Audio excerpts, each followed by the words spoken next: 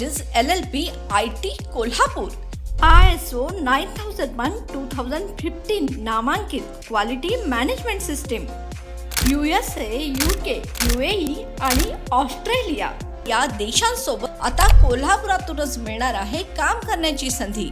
Kotian IT company तुमच्यासाठी घेऊन येत आहे ही अनोखी संधी।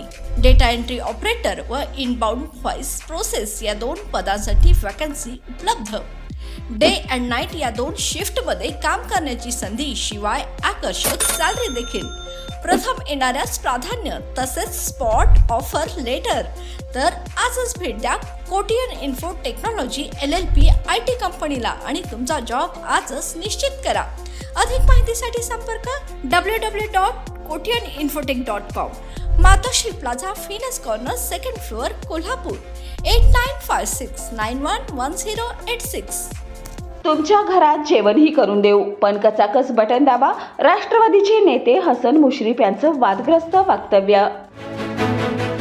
गेल्या अनेक दिवसापासून चर्चेत असलेल्या शक्तीपीठ महामार्गासाठी 86,300 कोटी रुपयाची तरतूद। धार्मिक पर्यटन होणार एकाच महामार्गावरून।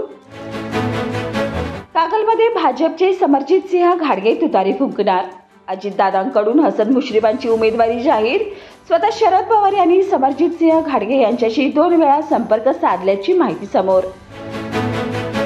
अजित पवारांकडून कोल्हापुरातल्या केशवराव भोसले नाट्यगृहाची पाहणी। 20 कोटीपेक्षा कितीही रक्कम लागू दे, सरकार द्यायला तयार आहे, मात्र केशवराव भोसले नाट्यगृह जसं होतं तसंच बनवा। उपमुख्यमंत्री अजित पवार यांनी कोल्हापूर महापालिकेच्या अधिकाऱ्यांना केल्या सूचना। नाट्यगृह युद्धपातळीवर पुन्हा उभारण्यात येणार। महालक्ष्मी मंदिर परिसरात पार्किंगचा प्रश्न अजूनही गंभीर। रस्त्याची खुदाई केल्यामुळे वाहतूक कोंडी, नागरिकांची गैरसोय।